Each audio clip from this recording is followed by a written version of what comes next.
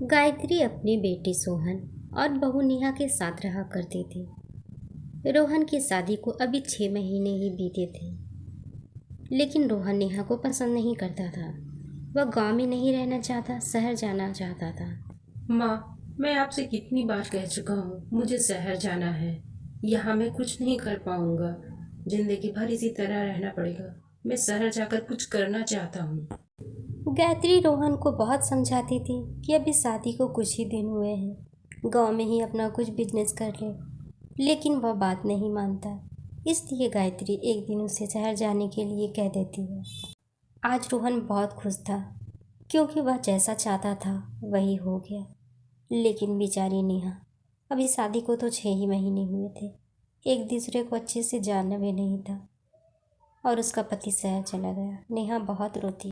बेटा नेहा, मैं हूं ना तुम्हारे साथ। तुम क्यों चिंता करती हो?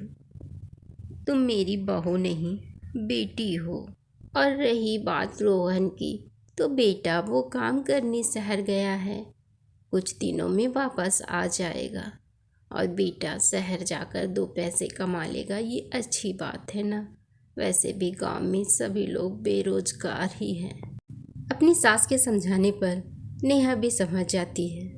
अब दोनों सास बहू एक दूसरे के साथ हंसी खुशी से रहने लगते हैं।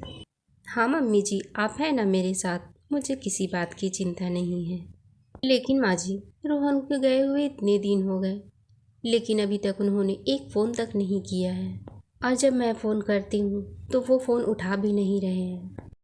हो सकता है बेटा नया शहर गया है, काम ढूंढने में यही परेशानी हो रही हो और वह व्यस्त हो, इसलिए फ़ोन नहीं उठा रहा हो। जब वह इत्मीनान हो जाएगा तो फ़ोन कर लेगा, तुम परेशान मत हो। इसी तरह वक्त बीतता जाता है। 2-3 महीने बीत गए थे, लेकिन रोहन का एक फ़ोन तक नहीं आया था। अब दोनों सास बहू बहुत परेशान थे। मम्मी जी, अब क्या होगा? रोहन ने तो एक फ़ोन तक नहीं किया, न हमारा फ़ोन उठाता है। 2-3 महीने बीत गए हैं, घर में अभी एक राशन भी नहीं बचा है। अब हमारा क्या होगा? कैसे गुजर बसर होगा हमारा? हाँ बेटा नेहा, अभी तक रोहन ने एक फ़ोन तक नहीं किया, पैसे भेजना तो दूर की बात है। हम भी यही सोच रहे हैं बेटा। दोनों सास बहू अपनी परेशानी बता ही रहे थे कि अचानक से बाहर से आवाज़ आती है। अरे ओ रोहन की माँ, बाहर आइए जरा। अरे बेटा, लगता है मकान मालिक किराया लेने आया है। 2-3 महीनों से नहीं दिया है ना मैंने, अभी उससे मिलकर आती हूँ। 3 महीनों से तुम्हें एक भी पैसा नहीं दिया है, तुम्हें समझ आ रहा है? रोज कहती हो बेटा पैसा भेजेगा तो दे दूंगी, मैं इतना इंतजार नहीं कर सकता। अगर एक हफ्ते के अंदर पैसा नहीं दिया तो मेरा घर खाली कर देना, मैं किसी और को घर दे रहा हूँ। अरे मालिक, पैसा नहीं भेज रहा रोहन, इसलिए थोड़ी परेशानी हो रही है। इस तरह हमें घर खाली करने को मत कहो, मैं कुछ इंतज़ाम करके आपके पैसे ज़रूर दे दूँगी, थोड़ा समय दे दीजिए बस। गायत्री के लाख मिन्नतें करने के बाद भी मकान मालिक उसे और वक्त नहीं देता और एक हफ्ते का टाइम देकर वहाँ से चला जाता है। गायत्री आकर नेहा को सारी बातें बताती है। नेहा, रोहन ने हमारे साथ ठीक नहीं किया। 3 महीने हो गए बेटा, पैसे भी नहीं भेजता, ना ही हमसे बात करता है। ज़रूर उसने हम लोगों को धोखा दिया है। अब तो मकान मालिक भी हमें घर खाली करने को कह कर गया। ये सब क्या हो गया मम्मी जी? अब हम क्या करेंगे? ना ही तो हमारे पास रहने का ठिकाना है और ना खाने के लिए कुछ। नेहा तो पति के जाने की वजह से पहले से ही बहुत परेशान थी, लेकिन सास के समझाने पर वह हंसी खुशी से रह रही थी। अब उसे रास्ते कोई भी नहीं दिखाई दे रहा था, इसलिए वह तालाब में मरने के लिए चली जाती है। अरे बेटा नेहा, ये तू क्या करने चली है? मेरे बेटे ने तो मुझे धोखा दे दिया, तू ही तो मेरे जीने का सहारा है। नेहा की सास उसे बहुत समझाती है और वापस घर लेकर आती है। देख बेटा नेहा, इस तरह से हिम्मत हारने से कुछ नहीं होगा। हम दोनों को ही अब मिलकर कुछ करना होगा। लेकिन मम्मी जी, हम दोनों करेंगे भी तो क्या? मैं तो पढ़ी लिखी भी नहीं हूँ जो बाहर जाकर कुछ काम कर सकूँ। नेहा, मेरी बच्ची ऊपर वाले पे भरोसा रख, देखना कोई ना कोई रास्ता ज़रूर मिल जाएगा। मेरी तो तबीयत भी ठीक नहीं लग रही है, लग रहा है चक्कर खाकर गिर जाऊंगी। बहुत कमज़ोरी हो रही है मुझे। मम्मी जी, आपने कल से कुछ भी नहीं खाया है, शायद इसलिए कमज़ोरी हो गई होगी। घर में थोड़ा आटा और प्याज बचा है, मैं अभी प्याज के पराठे बनाकर लाती हूँ आपके लिए। नेहा के पास ज़्यादा आटा तो नहीं था। वह 2-3 प्याज के पराठे बनाकर अपने सास के पास लेकर आती है। दोनों सास बहू बैठकर पराठा खाना स्टार्ट करते हैं। तभी उसकी सास उससे कहती है, अरे बेटा नेहा, तूने कितना स्वादिष्ट बनाया है ये प्याज का पराठा। बेटा, अगर ये प्याज का पराठा बनाकर हम बाहर बेचें तो हमें अच्छे खासे पैसे मिल जाएंगे, क्योंकि तू बनाती बहुत ही स्वादिष्ट है। ये क्या कह रही हैं मम्मी जी आप? प्याज का पराठा बनाकर बेचूं? अगर लोगों को पसंद नहीं आया तो? और हमारे पास इतना सामान पैसा भी तो नहीं है जो हम प्याज के पराठे बनाकर बेचें। पूंजी कहाँ से आएगी माँ जी? नेहा, कुछ पैसे मैंने छुपा कर रखे हैं बेटा, बुरे दिन के लिए।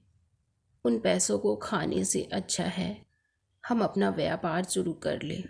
उनसे कुछ सामानें ले आती हूँ। नेहा को भी अपनी सास का आइडिया पसंद आता है और दोनों सास बहू मिलकर प्याज पराठा बनाने की एक ठेला लगा लेते हैं। नेहा प्याज का पराठा बनाती भी बहुत स्वादिष्ट थे। दोनों सास बहू ने ठेला लगा तो लिया था, लेकिन दोनों को चिंता थी कि उनका पराठा बिकेगा या नहीं। प्याज के पराठे ले लो, प्याज के पराठे ले लो, बहुत ही स्वादिष्ट है। एक बार खाओगे बार बार खाने का जी चाहेगा। 1-2 दिन तक तो एक भी ग्राहक नहीं आते। जो पराठा बनाती वो दोनों सास बहू ही खाकर ख़त्म कर दिया करती। इसी तरह वक्त बीत रहा था। एक दिन 1-2 ग्राहक आते हैं। नेहा जल्दी से गर्मा गर्म पराठा बनाती है और गायत्री उन लोगों को ले जाकर देती है। पराठा खाकर लोगों को बहुत अच्छा लगता है। वह बहुत तारीफ भी करते हैं। तभी गायत्री उनसे कहती है, अरे भैया, पराठा आप लोगों को अच्छा लगा तो गांव के और भी लोगों को बताइए, ताकि हमारा प्याज का पराठा बिक जाए। अरे हाँ हाँ बहन जी, जरूर बताएंगे। बहुत स्वादिष्ट पराठा है आपका। अब गांव में भी सभी लोगों को मालूम हो गया था कि गायत्री और उसकी बहू मिलकर बहुत ही स्वादिष्ट पराठा बना रहे हैं प्याज का। अरे भाई, पराठा तो वाकई में बहुत ही स्वादिष्ट था। एक दिन खाया हूँ, अब रोज खाता हूँ। तुम लोग भी जाकर खाकर देखो, बहुत मजा आएगा। अब तो गायत्री की दुकान चल पड़ी थी। गांव का कोई भी व्यक्ति एक दिन पराठा खाता तो वो रोज़ पराठा खाने के लिए आता, क्योंकि उनका पराठा बहुत ही स्वादिष्ट हुआ करता था। अब दोनों सास बहू की चिंता थोड़ी कम हो गई थी, क्योंकि अब उसका ठेला चल पड़ा था। अब उनके पास कुछ बहुत पैसे भी आने लगे थे। गायत्री ने उन पैसों से मकान मालिक का किराया भी वसूल कर दिया। अब मकान मालिक भी खुश था और घर से निकलने को भी नहीं कह रहा था। अब दोनों सास बहू पराठा के साथ साथ दही और चटनी भी दिया करते। इसी तरह वक्त बीतता जाता है। दोनों का ठेला अब बहुत अच्छे से चलने लगता है। अब तो दोनों के पास पराठा ही घट जाता है, कस्टमर इतने आने लगे थे। दोनों सास बहू ने अब अपने लिए एक अच्छा मकान भी खरीद लिया था। उस मकान में दोनों सास बहू अब हंसी खुशी से रहते थे। अरे बेटा नेहा, देखा तुमने ऊपर वाले की कृपा। हम कितना चिंता करते थे और ऊपर वाले ने हमारे लिए कितना अच्छा सोच रखा था बेटा।